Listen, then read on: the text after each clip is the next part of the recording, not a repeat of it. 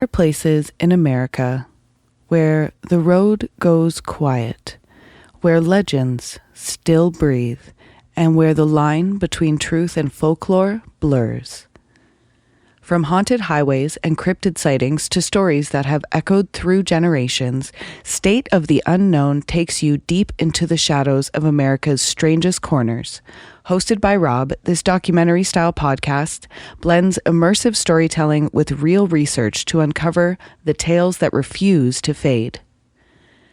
If you like your mysteries murky and your folklore just a little too real, you might already be living in the state of the unknown. Listen now wherever you get your podcasts. Research and recording of Canadian Creepies happens on the shared land and traditional territory of the Haudenosaunee and Anishinaabe peoples, many of whom continue to live and work here today. This territory is covered by the Upper Canada Treaties. A key treaty governing this territory is the Dish with One Spoon Agreement. This treaty between the Anishinaabe, Mississaugas, and Haudenosaunee people binds them to share and protect the land. Subsequent Indigenous nations and peoples, settlers, and all newcomers have been invited into this treaty in the spirit of peace, friendship, and respect. We all share the responsibility of ensuring the dish is never empty, meaning we must take care of the land and the creatures we share in it. Canadian Creepies covers true crime, dark history, and disturbing events. Some episodes may include graphic descriptions or sensitive subject matter. We do our best to handle every story with care and respect for those affected. That said, we sometimes use humor and sarcasm as a way to process heavy content, never to disrespect victims, survivors, or their families. Listener discretion is advised. We want to be transparent with our listeners. Canadian Creepies is currently a non-profit project. We don't make any money from the podcast. However, any revenue that is generated from this series will be donated entirely to payyourrent.ca. The only ad you'll hear in this series will be a message about payyourrent.ca itself. Payyourrent.ca is an Indigenous-led initiative that calls on settlers and non-Indigenous people in Canada to pay voluntary ongoing contributions, or rent, to the Indigenous nations whose lands they live on. The platform helps direct funds to specific Indigenous communities and organizations supporting sovereignty, self-determination, and vital community needs. We believe it's one small way to move beyond words toward meaningful action.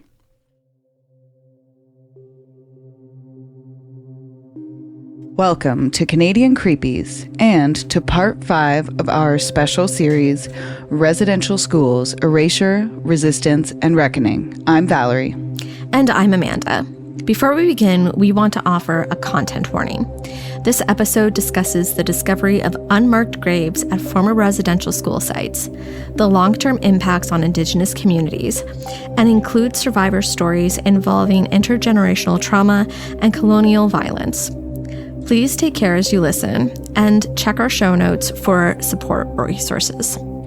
In this episode, we will begin with the groundbreaking revelations that shook the country and the world, the uncovering of unmarked graves on former residential school grounds.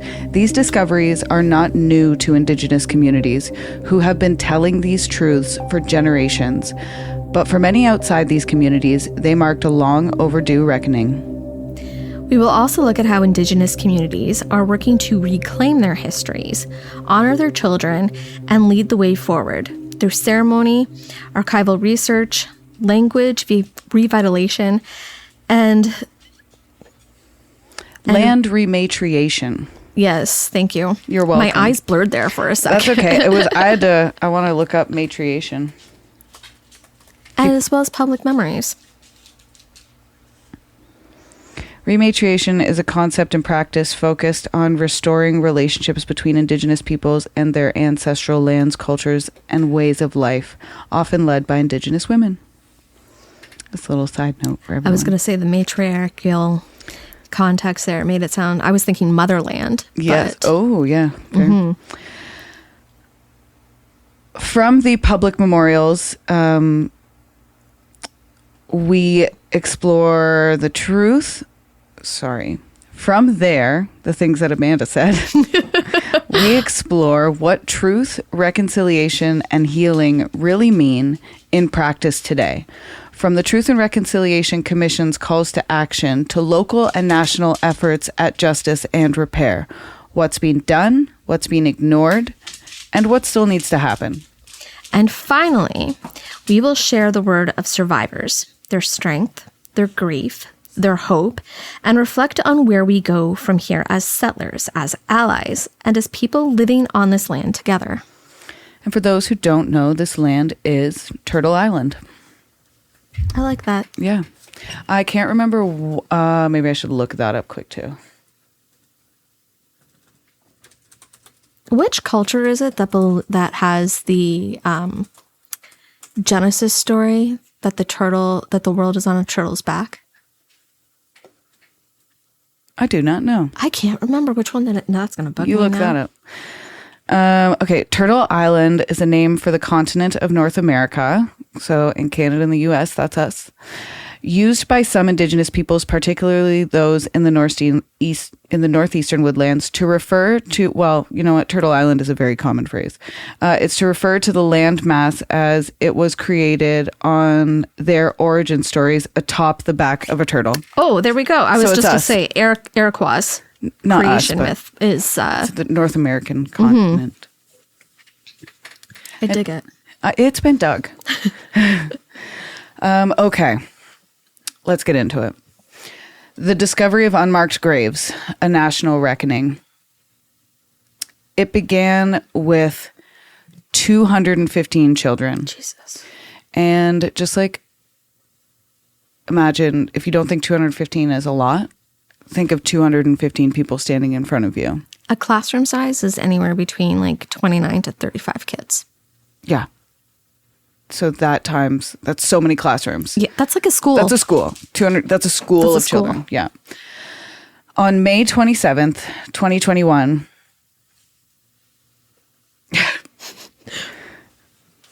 You with the pronunciation. One second. I'm going to try. Te Kamloops Te Secwepemc First Nation.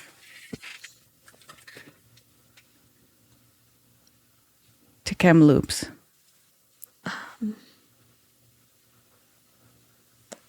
I know this one comes up in my part as well, and I have spelt everything phonetically. Okay, well, we'll wait. Try. That's okay. We'll wait till your part.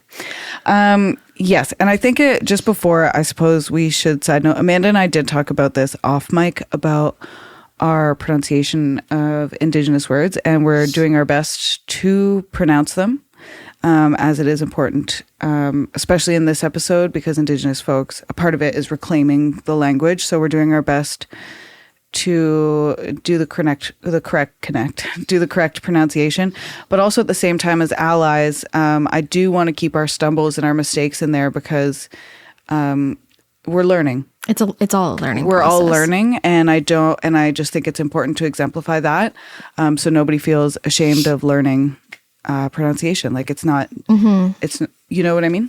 Because I know personally, I feel really self-conscious about stumbling over those names. Right. And it is kind of addressed in this. We will get into it later about how Indigenous folks are trying to reclaim their language, because it isn't taught. When you think about it, it's really messed up that in schools, we teach English and French as our native languages. Yeah, but not. But First Nations people don't even know. Yeah, and well, even when I was trying to research the pronunciation of some of the names to make sure I was saying them correctly and spelling them out in a way that I could pronounce them properly, there were some that there's nothing online to even teach you how to say these things. Wow. Because it's just been erased. Yeah, exactly. Yeah. It just further reinforces what we're trying to say in this series. Yeah, exactly. Yeah. Okay. So now we're going to rewind. We're going to go back to the start of this topic, just so we're all on the same page. It began with 215 children. On May 27th, 2021, the Te Kamloops Te Secwepemc First Nation confirmed what many Indigenous communities had long known. Using ground penetrating radar, GPR, we'll probably use the phrase GPR a lot, ground penetrating radar. They located the remains of 215 children in unmarked graves on the site of the former Kamloops Indian Residential School in British Columbia. like we said, that is a school. That is a school. Yeah. And like, we're assuming you've listened to all the parts before this to come up to this. If not, pause and go back and listen to all the other parts. They're important. They're very important because it all leads up to this. These are 215 children who were very much loved by their families and their communities. Who fought hard. To get home. Yeah, who their families fought hard to get them back home, and the children themselves fought hard to get home. Yep. These are children that, They were kidnapped. They were kidnapped and murdered. There's no other, They were there's no kidnapped and murdered. polite way to put it. No, they were kidnapped and murdered, straight up. And some of them tortured and raped along the way. Just awful. Chief Roseanne Casimir stated, "This was a knowing in our community that had existed for a long time, and it took the technology to really confirm it. Some of the children were believed to be as young as 3 years old." Jesus Christ. Yeah. Fuck that guy. Their deaths were never documented in school or church records. Because why would they be? It kind of refers back to, again, go back and listen to some of the other episodes that we talked about, where we were talking about, like, they fought to get their records and to get everything out in the open. And I was like, they probably didn't exist. They didn't just care nobody to. kept them. Yeah. They didn't care to. And especially in like the hierarchy of a church and the secrecy and the protection of that still goes on, and the way that like basically the way protection in a patriarchy works. Nobody had the interest. I wasn't on Epstein's list. Yeah, we were not on Epstein's list, believe it or not. Well, I didn't quite make that. There isn't a list now. Oh, right. Right. Yes. Okay. The county responded with horror vigils and memorials, but for Indigenous communities, it was not a discovery, it was a confirmation. And it's like, you don't want that to be true, but you know it in your heart, and you feel it. You feel it in your DNA. We talked about that earlier this week as well. Yes. Your soul knows. Your soul knows. Your soul knows. Following the Kamloops findings, Indigenous nations across the country launched their own searches at former residential school sites. And the results were absolutely devastating. June 2021, Cowessess First Nation in Maryville, Saskatchewan. Maryville, Saskatchewan. I think it's Maryville, yeah. Maryville, Saskatchewan. 751 unmarked graves were located. Chief Cadmus Delorum clarified, "This is not a mass grave. These are unmarked graves. At one time, these graves were marked, and the Catholic Church removed the headstones." Like, fucking for real. I can't. Hide it. That's exactly what they build did. something on it. July 2021, Ktunaxa Nation, St. Eugene's Mission School in British Columbia. There were 182 unmarked graves located.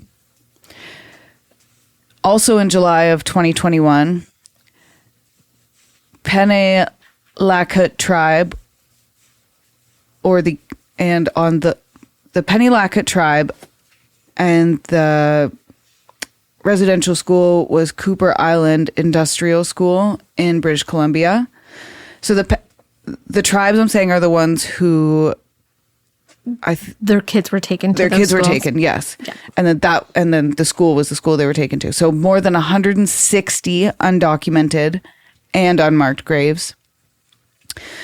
January 2022, Williams Lake First Nation at St. Joseph's Mission in British Columbia. A preliminary survey identified 93 potential burial sites. Later phases suggested hundreds more may be in unmarked graves. February 2022, Kisi Kus, I think that's how you say it. I think so too. First Nation, Fort Pelly, and Kisi Kusi First Nation were at Fort Pelly and St. Philip's in Saskatchewan, and there were 54 potential graves discovered there. In 2023, at the site of the Beauville Indian Residential School in Saskatchewan, community-led investigations suggest at least hundreds may be buried at the site, and the search continues. Yeah, there's still more to be found. More coming up every day. And yeah, for however long. And frankly, we aren't putting enough resources into it. In May, so here are some more recent findings. In May of 2024, Sag King First Nation in Manitoba made headlines when ground penetrating radiation? Yes, I believe so. GPR. Radar is a lot different than radiation. Cannibals and cannibals. Yeah. When ground penetrating radar surveys confirmed unmarked graves at the former Fort Alexander Residential School. Fort Alexander was notorious in survivor testimony and was previously the subject of an RCMP investigation into widespread abuse. It's just like every single school should be investigated for abuse. 1,000%. Every single one that ever existed. Yeah. Every single employee that ever worked there. Mm-hmm. Like they can at least what's the crime when you're like guilty by association? That. Even if you did nothing to stop it, you know what I'm saying? Oh my goodness, it's on the tip of my tongue. I know. It'll come to us. And I can't think of it. For being complicit, guilty. Compliance. You're compliant in the crime, right? Yeah. You were compliant in abuse and rape and murder and whatever else. If you see something, say something. Yeah. You spot it, you got it. Manitoba Premier Wab Kinew visited the site and stood with Sag King leadership in an emotional speech. He said, "We know that these children never made it home. We are going to bring these children home. We are going to remember their names." I just got goosebumps. Yeah. The Sag King community has emphasized that this is only the beginning and that the federal and provincial governments must provide sustained support for further investigation, memorialization, and healing. Like abolish the police, give all the money to Indigenous folks for this. That's what I say. The Fort Alexander search is especially significant in Manitoba, where survivors have long testified about children who disappeared without explanation, about the cruel Sorry, I'm saying that too fast. Where survivors have long testified about children who disappeared without explanation, and about the cruel conditions endured at the school. Like, how the fuck do you go to somebody's parents and be like, yeah, sorry, don't know where they are? I have no idea. Don't know. Because they just didn't answer. Yeah, yeah. And they took advantage of people's sadness and their like dismay and their lack of ability to the resources, the lack of colonial resources, and the lack of ability to navigate a colonial system. Yeah. Or work within a colonial system which wasn't set up to work in an Indigenous person's favor anyway, or a woman's favor, but I digress. The Truth and Reconciliation Commission documented over 3,200 child deaths. Christ. Again, think about 3,200 people in front of you. That's a fucking concert. But noted this number is likely a dramatic undercount due to destroyed or hidden records. One comment received by Canadian creepies following the release of part 4 of this series stated, "My brother was murdered there in 73. That is 1973. He was 11. I was 6 years old. I watched him die." Holy. Yeah, one of our... Like, I'm stunned to silence. What do you say? This is our country. What do you say? In 1973.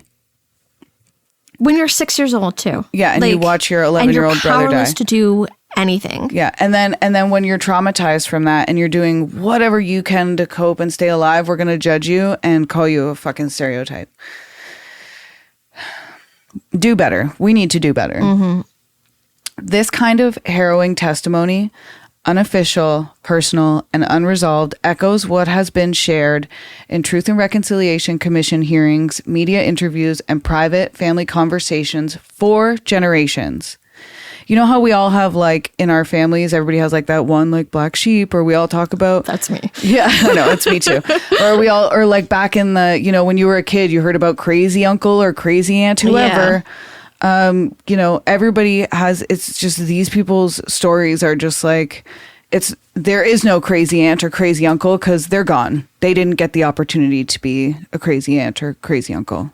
Do you know what I'm saying? Yeah. Okay. These stories are often excluded from official histories, but they are real. They are the truth. While some religious, and what else, sorry, just to double back. I wasn't just trying to say that they didn't get the opportunity to be aunts and uncles. It's deeper than that. They also, like, well, we're talking about like just like an odd person in our family. Indigenous folks are reminiscing about a person in their family who's just gone. Yeah. Right? So it's, yeah. The truth and... I read that already. I scrolled up. While some religious institutions have apologized, and we've talked about this vaguely and stupidly. Vaguely and poorly. Superficially. Very poorly. I apologize. I apologized better when I was 6 years old than the Catholic Church did too. Did you eat those chocolate chip cookies? No, I didn't, with chocolate on my face. I guiltily apologize better than these religious institutions did. The Catholic Church, which operated more than 60% of the residential schools in Canada, because of course, has been widely criticized for its delayed and incomplete apologies and for its failure to release critical documents. Again, because those documents didn't exist. They didn't exist. Yeah. They didn't care to document it. They didn't exist, yeah. And instead of saying, hey, you know what? We fucked up. Yeah, we fucked up and they don't exist. Instead of saying that and giving anybody the peace of mind, they have to cover their tracks, and it's gross. It's gross. They don't have to cover their tracks. No, they just want to. They just choose to. Ooh, for your reputation. You know what? You'd have a better reputation if you fucking owned up to your shit. Exactly. It's making them look worse by not having any onus in their part. Right? Like, but that's religion. Not all the time. Not all the time. But that's like, okay, I'm not going to. I digress. This entire topic gets us both so heated about like, so many things. We could go so many ways. In 2022, Pope Francis visited Canada and called residential schools a catastrophic error incompatible with the gospel. You think? But it was only in 2022. I know. Which is after they found the graves. And that's the only reason why he came forward and apologized. The Catholic Church is like a cheating boyfriend. He's only going to... he's only going to apologize if he gets caught. And even if he gets caught, he's still going to deny. He's going to make it your fault. And he's going to make it your fault. That's fucking right. Many survivors and Indigenous leaders noted that the apology lacked full accountability. Yeah. And that many of the records needed to identify children or burial sites remain sealed, including in the Vatican. Unseal those records. I don't think the Vatican should be allowed to have anything that is sealed from the public. I don't think the Vatican should be considered its own like city or country or whatever the fuck it is. Its own like religious whatever. Jesus was a black man. The church... He was born in Jerusalem. And you mean to tell me that he had a bunch of 12 guys with white dude names like following him around? Yes, he was in Jerusalem. In Bethlehem and Jacob Jerusalem. and Mark were Matthew, there. Matthew, Mark, Luke, and John. Yeah, those are the names of the guys in Jerusalem. Might as well have had the Beatles following him around. Yeah. Okay. The church's refusal to fulfill financial obligations under the Truth and Reconciliation Commission settlement and its lavish treatment of clergy while survivors continue to struggle has deepened the wound. As one commenter put it, the nuns who did these things live lavishly in retirement while many Indigenous people are left without support or housing. Or water. Or water. Still no water. Still no water. Like, that one really makes me mad too. Yeah, it's it's not that hard. Just give them fucking water. Just give them water. Hey, and you know what's crazy is I was just listening to an episode on Canada Land about the catastrophe that is fucking Bill 5 in Ontario, and how, do you know Bill 5 that was passed? Doug Ford passed Bill 5 to create special project zones. So, like, let's say they want to build like a big building. Greenbelt. Yeah, let's say they want to build on the Greenbelt. It's like he can designate somewhere a special project zone, and any Ontario law doesn't have to be followed in that special project zone. Human rights laws don't have to be followed in that special project zone. Like environmental laws. Why is he still in office? Well, because we voted him in again. No, I don't think we voted him in. Well, obviously I think his we big didn't. fat cat people who he's got in his pockets, like the big billionaires, the fucking 1% people, and it's like, also people who voted for, I don't even want to say conservative, I just want to say people who voted for Doug Ford. Like, yeah, so he's allowing these special project zones, and listen, we have mostly women listeners here, so when your boyfriend gets a job in that special project zone and there are no human rights protecting him, and he has to fucking work in that mine for 13 hours in a row with no lunch breaks, no water, and no seeing the light of day, no touching grass, and he comes home to you and he wants his hot meal, fuck, you're gonna be mad then. You're gonna be fucking mad at Doug Ford then, I promise you that. And a lot of these things that are happening with us right now are getting overshadowed because people are paying more attention to what's going on in the States and being like, can't happen here. It is happening here. It is happening here. I also listened to another episode of Canada Land today talking about Bill C-52, which are immigration laws. We don't, so this is very fun. I just learned this. So let's say somebody travels here from like Afghanistan. Okay. Somebody saves up their money their whole lives. They travel here. They get to see the beautiful Niagara Falls. They love Canada. Great. They go back to Afghanistan, and then there's political turmoil, so they apply for asylum in Canada. Mm-hmm. They don't fucking qualify for asylum because they visited here once. Yeah, our immigration laws are harsher than the United States laws. Harsher. That bill was just passed. And what you're hearing is stunned silence. Yes. Yeah. And I welcome everybody to listen to that episode of Canada Land. Like, don't fucking debate me on it. I'm not hearing it. Just listen to the episode of Canada Land. Thank you. And that's just, but these things, sorry, to loop it all, to put a beautiful bow on it. Were Indigenous groups consulted for Bill C-5? Hardly. No, not C-5. I'm sorry, for Bill 5. For Bill 5. I want to say, here's a proposed idea, especially after reading this specific template that we have for this episode.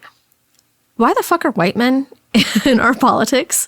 Get out. Get out. We need to stop paying the white men. We need to stop paying the white men. I think stop paying them to lead us. They don't know what they're doing. I think if we had a legitimate Indigenous leader, it would be more compassionate place. Same. Wab canoe. Okay, so where do we stand now? Across Canada, communities continue to search. Some have confirmed graves. Others are still fundraising or waiting on access to land or church records. As of 2024, over 2,000 potential unmarked graves have been identified at 27 plus sites. Thousands more are believed to exist. I bet. And dozens of schools have yet to be surveyed. Which I don't know why this isn't like federal government priority, like up there. It should be like children. This and the opioid crisis and the opioid crisis. Like both of those, just top and abolish the police. You can't see, but I'm nodding. Yes, she's nodding. This is not just a tragedy of the past. It is an ongoing active system of intergenerational trauma, state silence, and unfinished mourning. For each unmarked grave, there is a family who never got to say goodbye, a community still carrying the loss. As journalist Tanya Talaga wrote, we should not have to find our children in the ground to be believed. And snaps for that. They've known, Indigenous folks have, like I said, Indigenous folks have known for years what happened to their children. Yeah. I'm grateful to live in a timeline where I guess, like, we are where we are with it, but it needs to be better. Yeah. Do you know what I mean? This is better. In the grand scheme, I guess this is better than nothing. It's it's like the scraping the barrel. Yeah, honestly, it's the lesser of two evils. And this is like the very least, like, this is the very least that anybody could do. That bare minimum boyfriend. Yeah, back to the boyfriend thing. Yeah. The bare minimum cheating boyfriend. It's the Canadian government and the Catholic Church. Who made it their fault? Yeah. Those manipulative, narcissistic. Okay. But yeah. For real. The discovery of unmarked graves have reopened deep wounds, but they have also renewed powerful movements of reclamation. Indigenous communities across Turtle Island are not only mourning what they've lost, but they are actively reclaiming what was stolen: their language, their name, their ceremonies, and their histories. This is not just about healing, it's about sovereignty, resurgence, and cultural continuity. Clapping my hands. Clap emoji. Insert. Yeah. Language is the heart of any culture, and the residential schools were explicitly designed to destroy it. Children were beaten, humiliated, or isolated for speaking their mother tongue. But across the country, Indigenous communities are working to bring their language back. Kelsey the Squamish Nation counselor and language teacher, described this work. It's not a recovery, it's a renaissance. We are not reviving a dead language. We are awakening a sleeping giant. Sick. I love that. Fucking wake up, buddy. Or gal. So there are some key efforts that are included in this. Immersion schools.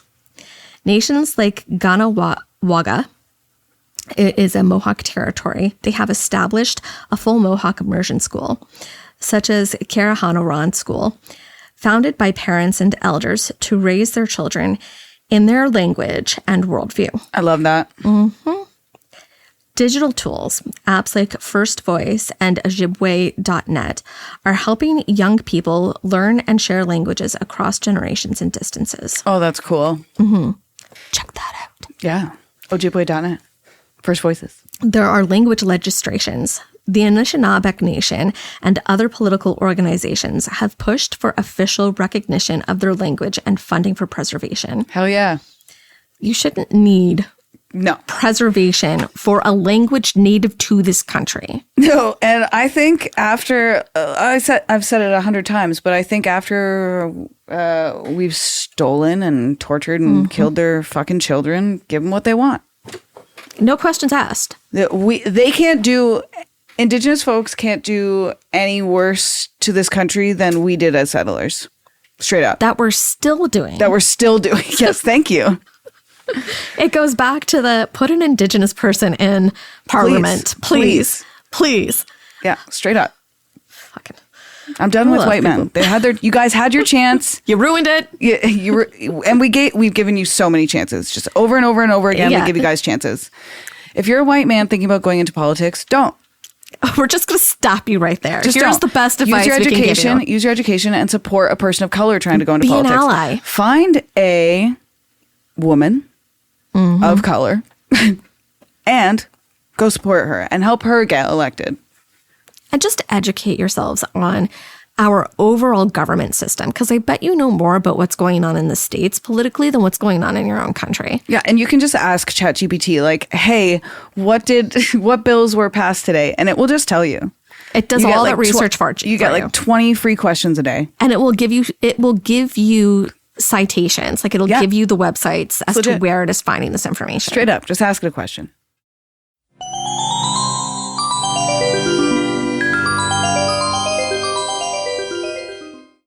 Let's take a moment during this break to talk about something that matters. Something that doesn't get to be background noise. The Anishinaabe-Moan word, Nikinagana, means we are all related, and we are. But relationship isn't just about words, it's about responsibility. Canadian author Naomi Klein once said, "It is not enough to say that we live on Indigenous land. We have to act as if we do."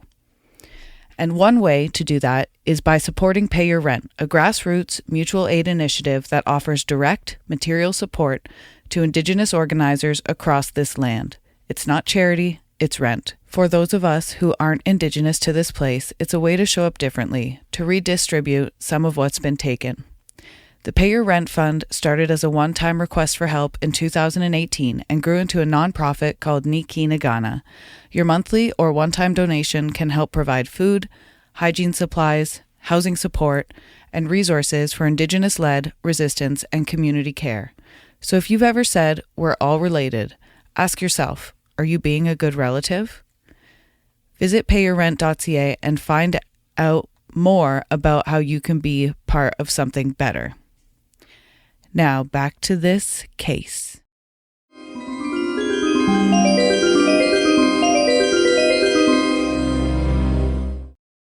Okay.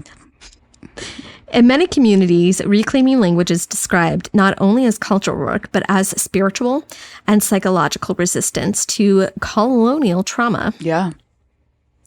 When residential schools sought to indoctrinate, many Indigenous communities are now creating culturally grounded, land-based education systems designed by and for Indigenous people. Yes. You know, I'd rather go to one of those schools. Yes, right? Yes. 1,000% I would rather you go to can't one sit of with those us. schools. I'm like, come on. Please. Take me with you. I know. You're too white. I'm like, okay, fair enough. You can have your own space. I'm like, you know what? You're right. I can't be trusted in here. I'll probably try and colonize. Just kick me out. Although you're a woman. Yeah. So, well, I don't know. I mean, Karens are a there's stereotype. The nuns. Never mind. The nuns who saw nothing wrong with what they were doing and nothing didn't question wrong. shit. The worst. And they were women. That's a women's wrong I do not support. Yeah. Some examples include the Mi'kmaq Kinamaknui in Saskatchewan. Nova Scotia. The Mi'kmaq Education Authority, established in 1997, that oversees 12 band-operated schools. Graduation rates are higher than the provincial average, and the students are immersed in Mi'kmaq language and culture. Love that. See? Higher than provincial. This is why I want to go. Yeah. They're like, you're too old. And for one, I'm like an almost 40-year-old woman, and I'm like, come on. Please let me in. Let me relive my childhood in a more ethically and, efficient way. Yeah. I was like, what's the word I'm searching for? Efficient. Niska Elementary Secondary School is another one from the Gitwingsink, BC. It's a school governed by the Niska Lisum government, where elders co-teach and language is a part of daily instruction. These institutions are reclaiming the role of education from being a tool of assimilation to one of cultural pride, strength, and continuity. I love that. And also, I think there's so much value to, our education system is weird. You know what I mean? Yeah. It's weird. It favors a certain type of learner. Yeah. And when there's different science and psychology have shown that there are different ways to learn, and not everybody learns the same way. Not everybody learns the same way. And even the way that different checkpoints are set up, you have to meet certain things. I can speak to this because I have a son in the education system. But yeah, it certainly favors a certain type of learner. And I don't want to say vilify, but if you're, I would say there can be certain social repercussions if you're not, if you don't keep up with your classmates.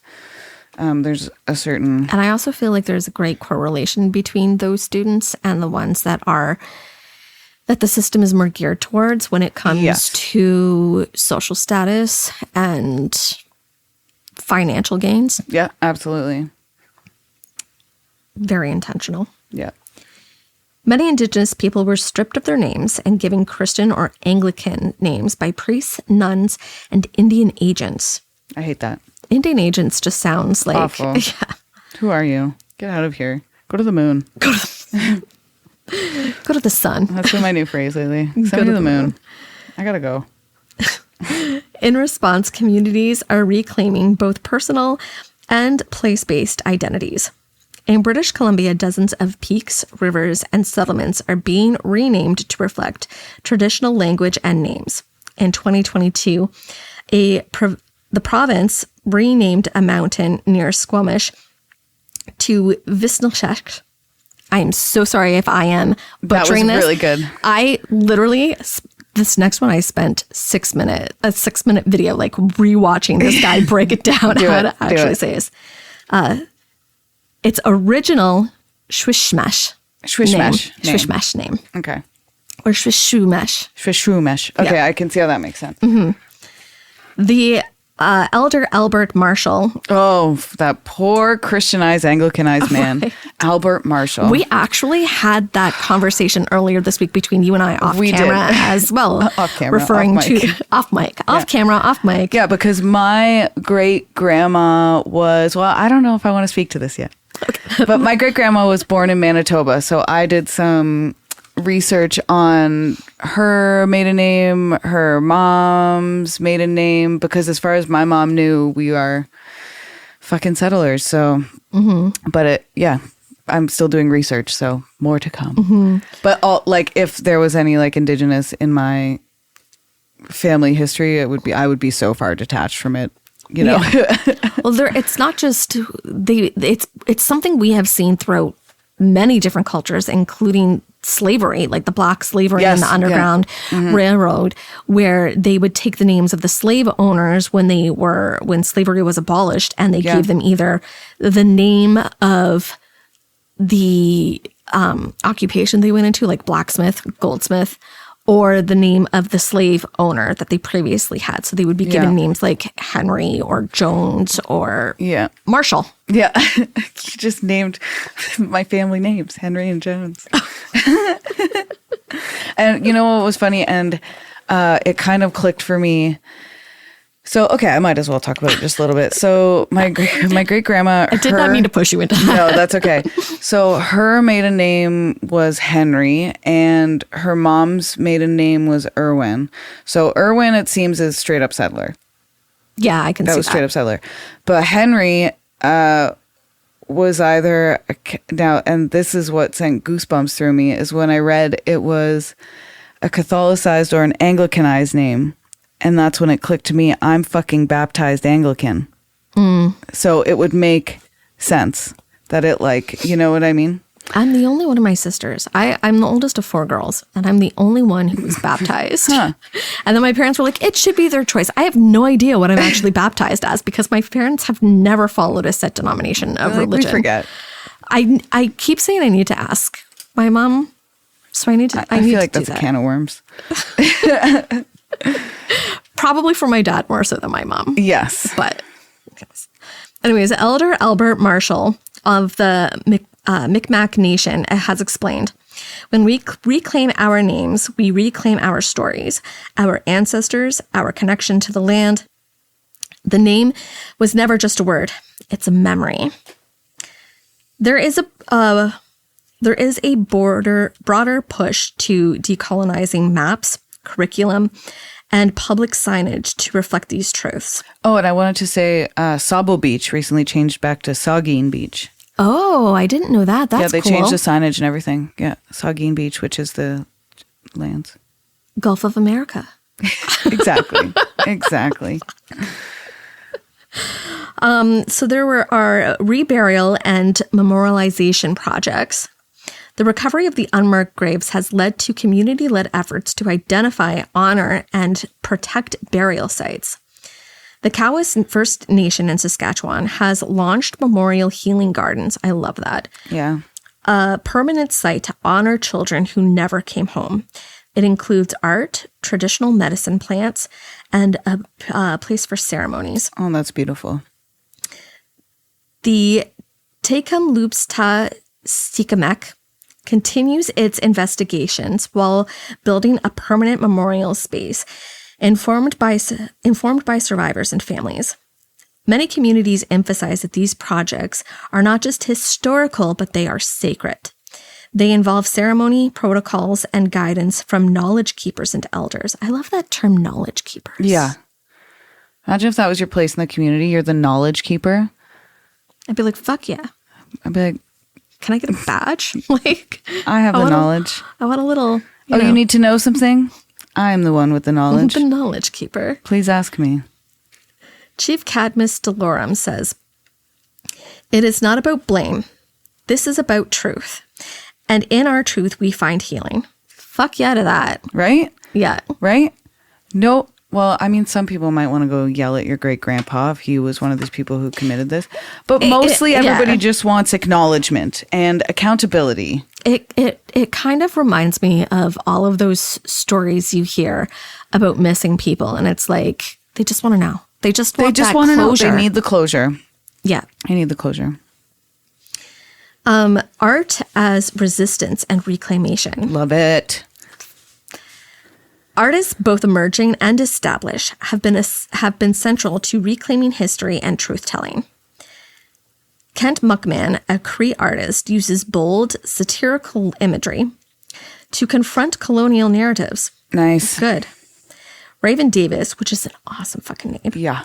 Is an Anishinaabe artist and activist who combines visual art with performance and education. Hell yeah. Tanya Tagak, an Inuk throat singer and activist, uses music to embody the survival and pain of colonialized Indigenous bodies. Wow. I like that too. Yeah. Throat singing is so interesting. It's very interesting, yeah. Yeah. Many survivors and their descendants have taken to social media and performance spaces to reclaim narrative power. This includes Orange Shirt Day, founded by Phyllis Webstead, whose story of having her orange shirt taken off of her on the first day at a residential school sparked a nationwide movement. She said, "The orange shirt is me, being stripped of my identity and dignity. But now we wear it in solidarity and we remember." I did not know that until this episode. I didn't know that either. And I think that's really fucking cool. Yeah. And go tell everybody else, because I think that's important. Go tell everyone you know that's why it's Orange Shirt Day. Because it's not, yeah, exactly. Like, it's not just, oh, fun school spirit day. There's a purpose behind it. Yeah. It's different than when you dress up as your favorite superhero. Yes. Yeah. A little bit. This is an Iron Man. Yeah. There is healing through ceremony and land. Ceremony and land-based practices are central to healing in many Indigenous cultures. After decades of criminalization under the Indian Act, communities are once again leading with ceremony. From sweat lodges to spirit naming ceremonies to land-based treatment programs, the reclamation of spiritual sovereignty is a crucial part of recovering from generational trauma. Dr. Cindy Blackstock, a Gitsen activist and scholar, puts it plainly. The best way to move forward is to let Indigenous people lead. Yup. This is what I'm saying, yes. yo. Our culture holds medicine. It always has. Yes. Yes. I have always found the Indigenous, just overall community, to be very healing in everything that they do. Like, either approach to burial, their approach to birth. Yes. To sickness. Yes. To everything. Everything, yes. Many Indigenous nations are asserting inherited jurisdiction. I don't know why that was so hard for me to say. It's okay.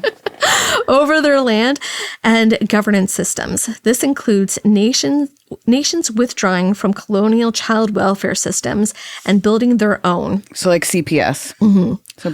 Or FACS, Family and Children's Services. Go back and listen to the last episode we did about like the 60s swoop and the foster care system. Yeah, that was bullshit. Yeah. The Wabi-Samook Independent Nation is an example of this. Yeah. Pushing for control over justice systems, education, and resource management, and revisiting treaty rights through legal challenges and land defense. These movements are about much more than reacting. They are acts of futurism. Hell yeah. Mm-hmm. Built on strength and survival of cultures that colonialism tried but failed to erase. That's right. Reclamation is not a straight line. It is ceremony, protest, art, language, love, and resistance braided together. It is painful, it is beautiful, and it is ongoing. As writer and activist Leanne Beta-Samuk Simpson said, "Our survival is not a miracle. It is the result of generations of radical love, fierce resistance, and refusal to disappear." Hell yeah. I loved that too. It is a ceremony, protest, art, language, love, and resistance braided together. I like the braided. Yeah. Oh, wow.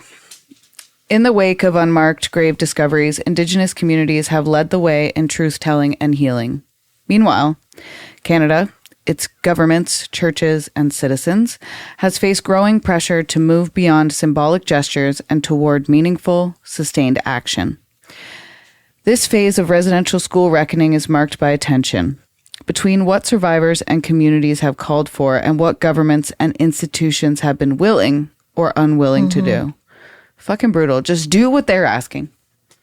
Well, there has to be a happy middle. No, there doesn't. Just give them. You killed their babies. Give them a bigger piece of the pie.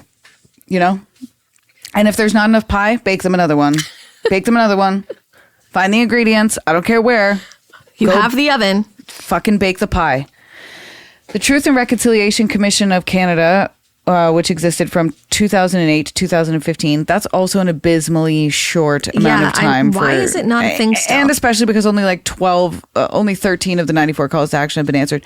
Shouldn't the Truth and Reconciliation Commission committee be around until all 94 calls to action are answered? And then some. And then just in case, just for good measure, keep them around for 5 more years after. They laid the groundwork for national recognition of the residential school system's impacts. It gathered testimony from over 6,500 survivors and documented the systemic abuse, neglect, and cultural genocide that took place in residential schools. In 2015, the TRC released 94 calls to action, specific recommendations spanning child welfare, education, health, justice, language, and reconciliation. So these are specific recommendations to child welfare now, the education system now, healthcare now, justice system now, language and reconciliation. Not 10 years from now. Now. As of 2024, only 13 of the 94 calls to action have been fully implemented. Many, especially those involving justice, education reform, and church accountability, remain incomplete or stalled. Justice Murray Sinclair, chair of the TRC, warned in 2022, "Reconciliation is not about closing a sad chapter of Canada's past. It's about opening our eyes to what's still happening and asking ourselves, what are we willing to change? Everything. Change it all. That's what I'm willing to change. Rewrite it. Fucking, you know what? The system's not working for me. Burn the book. System's not working for me, so... So the National Day for Truth and Reconciliation, is it a step or a symbol? Both. Yeah. Following the Kamloops discovery on September... Wait, sorry, I'll say that again. Following the Kamloops discovery, September 30th, already observed in Indigenous communities as Orange Shirt Day. Oh, so following the Kamloops discovery on September 30th. It became a federal statutory holiday in 2021, the National Day for Truth and Reconciliation. Well, that's good. While many welcomed the move, critics pointed out that it does not apply to provincial workers in most provinces, including Ontario, Quebec, Alberta, and Saskatchewan. Many businesses remain open, treating the day as just another work day, and governments have been accused of performative reconciliation, commemorating the day without implementing systemic change. That's true. That's factual. Phyllis Webstead, whose story inspired Orange Shirt Day, noted, "Wearing an orange shirt is good, but what matters more is listening to survivors, learning the truth, and asking, what will you do with what you now know?" In 2021, the federal government pledged $320 million towards identifying and commemorating burial sites and supporting survivors. However, many First Nations reported long delays and red tape in accessing the funds. So these people can't fucking access their funds, but Doug Ford can pass a bill to make a special work zone where human rights and environmental laws don't have to be followed. Gotcha. How the hell did he get away with that? Completely understood. Because we fucking voted him in and he's got a majority government. Not we, the royal we. Amanda and I did not vote for Doug Ford. No. However, I already read that part. As of early 2024, only a fraction of the pledged funds has been dispersed. And some communities like the Kamloops Te Sequemac have had to front their own money or raise funds independently.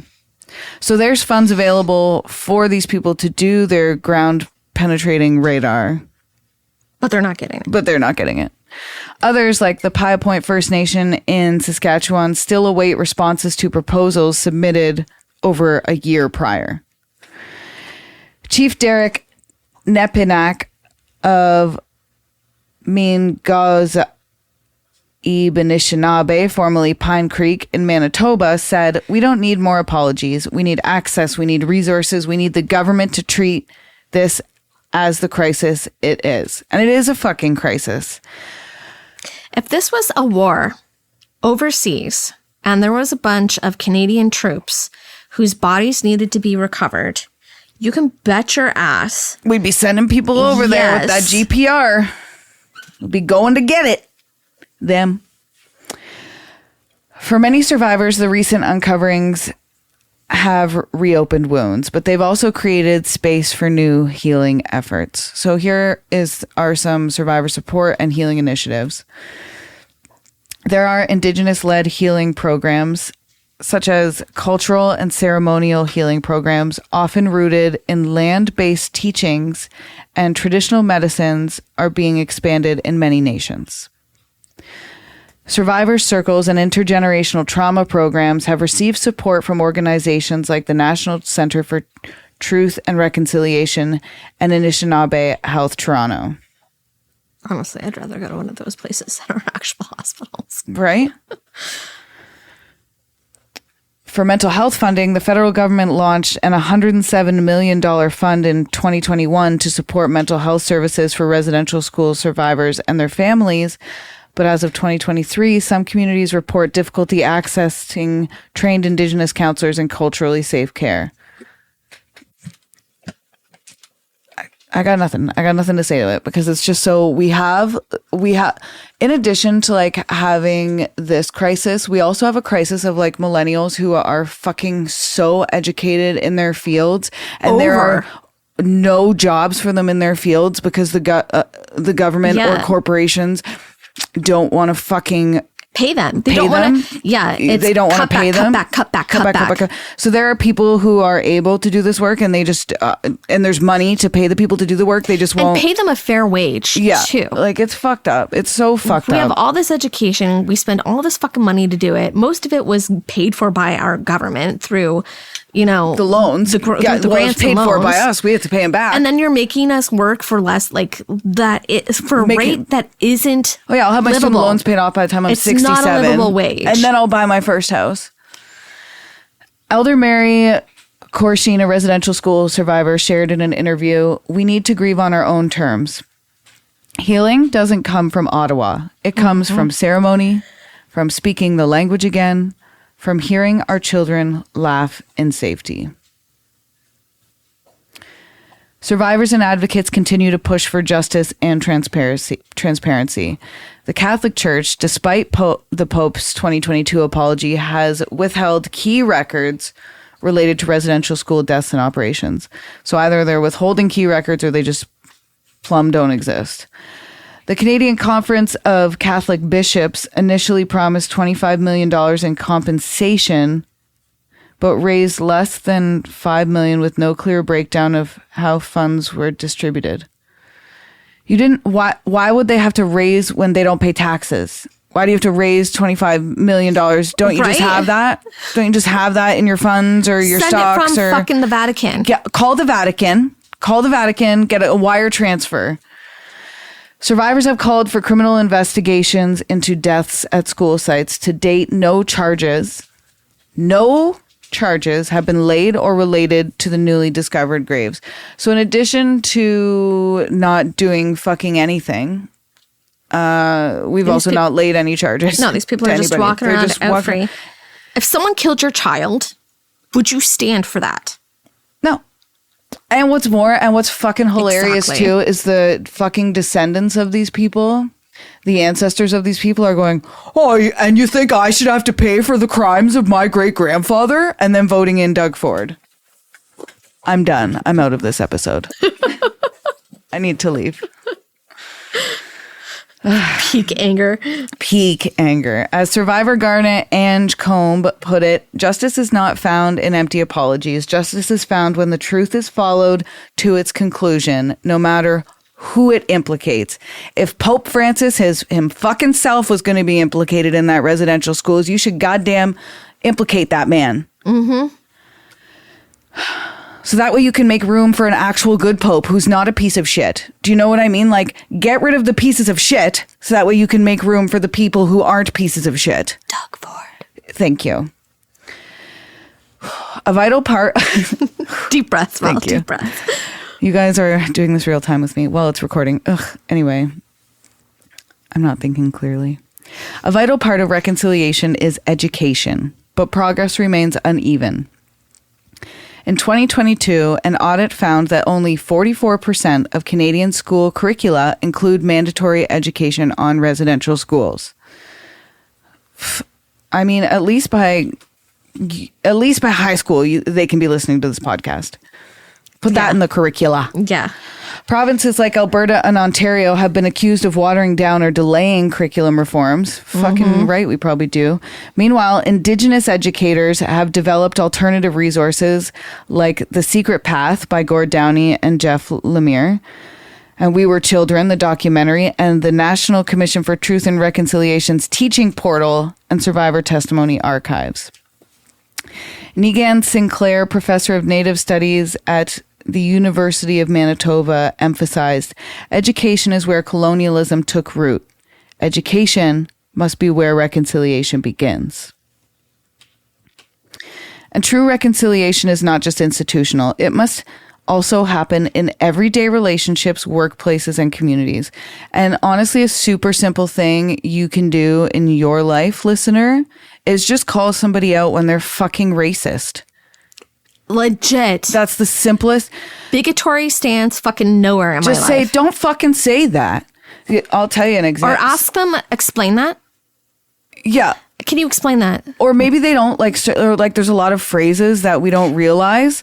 If you know somebody is saying a phrase that is racist towards an Indigenous person or any person of color, you just let them know. You don't have to be an asshole, but you can say, hey, did you know that's actually a racist? When you make somebody explain why they're saying racist things, the amount of backpedaling that they will do. Yeah, it's honestly like, yeah. Embarrass the fuck out of them. Yeah. It's like, oh, so you think that. Well. That's a really simple thing you can do. And some other examples of meaningful grassroots action can include settlers returning land or engaging in land back campaigns. I don't own a house, so I can't return my land. I mean, and I think if you own a house, you probably can't return that land anyway. I mean, maybe there's something you could do. I don't know. I'm sure you could donate your house. You could donate for like a community, for like an Indigenous-led community. I don't know. Anyway, if you're in the position where you want to donate a house, or make it like a usable workspace for Indigenous-led initiatives, like a free workspace, straight up, do that. Non-Indigenous people attending powwows, learning Indigenous languages, or supporting Indigenous-owned businesses and artists are also meaningful grassroots action. My partner Kyle and I bought shirts by an Indigenous artist called Chippewa. He's great. And there was no tax on that shirt. Straight up. All that money went right to him. Yeah. Even better. There are also community memorial walks and youth-led commemorations. Example, the memorial for the Shubenacadie Indian Residential School in Nova Scotia. And I said that wrong. As Caitlin Watson, a young Anishinaabe activist, said during a youth panel, reconciliation isn't a checkbox. It's a way of living. It's showing up again and again, even when it's hard. The part of truth and reconciliation is not linear, it's not comfortable, and it's not complete. But it is alive in every language class, healing circle, curriculum rewrite, and community memorial. As survivors often remind us, reconciliation is not for them. It is for those who benefit from the systems that were made to never include Indigenous people in the first place. And as Elder Wilton Littlechild, TRC commissioner and residential school survivor, once said, "We need more than truth. We need more than reconciliation. We need transformation." So where do we go from here? At the heart of every residential school record, every call to action, and every unmarked grave, there are children. Kids. Some survived, but many didn't. Most of them didn't. Most of them did not. For those who did survive, the journey has not ended. Survivors carry the physical, emotional, and spiritual wounds of these institutions into adulthood, parenthood, and elderhood. And yet they endure, they teach, and they resist. This final section centers on their voices, not to sensationalize their pain, but to honor truth and to ask together, where do we go from here? Survivors often speak of the deep loneliness, abuse, and fear that they experienced in residential schools, alongside the enduring pain of disconnection from family, language, and culture. Evelyn Korkmaz, a survivor of St. Anne's Residential School in Fort Albany, described in a testimony. "They stripped me of my name, my language, and my innocence. I walked into that school as a little girl and I left as a shell." It's fucking brutal. Yeah. At St. Anne's, children were subjected to electric chair punishments. That's disgusting. In her Our Canada. This is our Canada. In 2021, in her 2021 address to Parliament, Evelyn pled for full disclosure of documents and justice. How can we heal if we are denied the truth, if we are denied accountability? For many decades, survivors were told to keep quiet. Families were encouraged to, quote unquote, move on. Oh, yeah. Fuck. To not speak to what had happened. Many internalized that silence. Others tried to break it. And the others who tried to break it were only met with disbelief and indifference. Fred Sanderson, a Cree survival of the Kamloops Indian Residential School in Saskatchewan, told CBC's The Current, "When I first spoke out, they said I was exaggerating. Now they're finding bodies. So who's exaggerating now?" Honestly. The silence has been just as damaging as the violence. But when many survivors speak, they don't just tell their stories. They are illuminating a system. The survivors often face lifelong challenges from PTSD, substance abuse, chronic health issues, and fractured family dynamics. Yeah, because remember, medical experiments on these children. Starvation. Auschwitz. Yeah, straight up. Auschwitz in Canada. Yes. This is our version. Yeah. Palestine. Dr. Marie Wilson,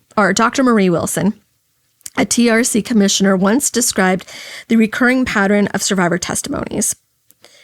So many spoke out about what they had learned. So many had spoken out about how they had to learn to parent without having ever been parented.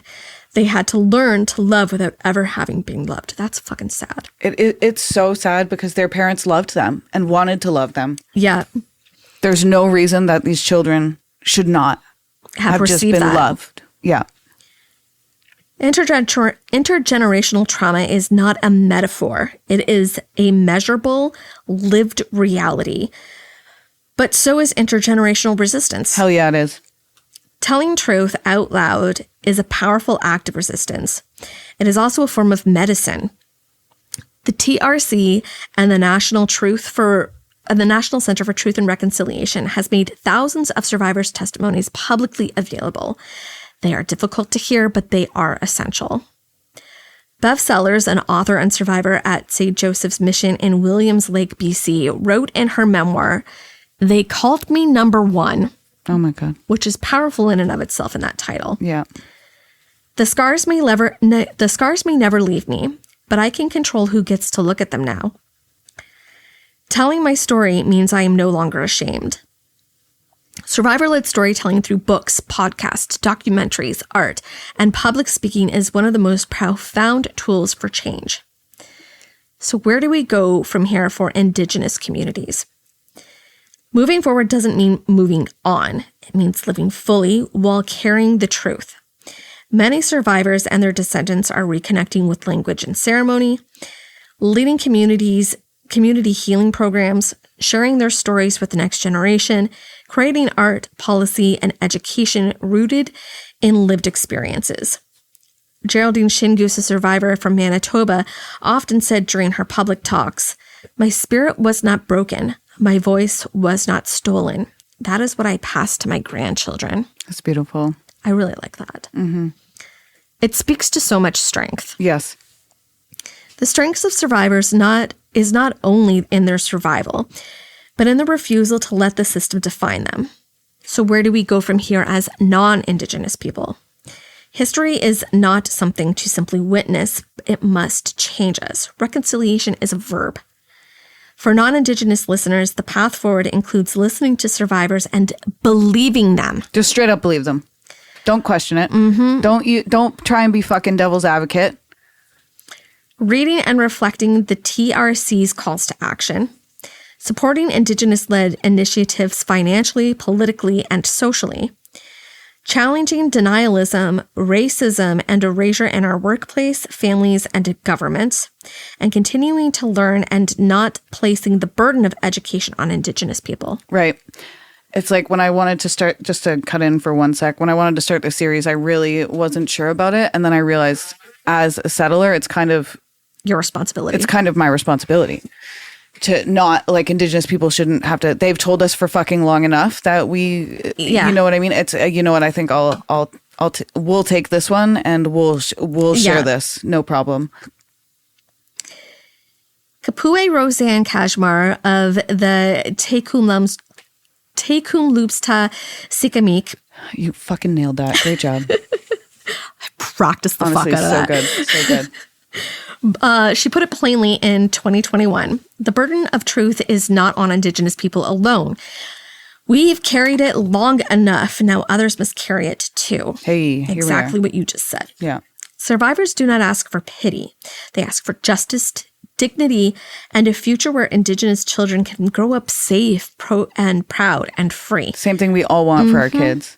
It's something that too many of them were denied. Survivor Florence Spariver says in a community gathering, "We are still here. And the story Canada needs to hear over and over again. We are still here." The unmarked graves were never truly hidden, not from the people who remembered. What was missing was the willingness to look. And now that we see, the question is, what will we do? Reconciliation is not a destination, it is a responsibility, and it begins with truth.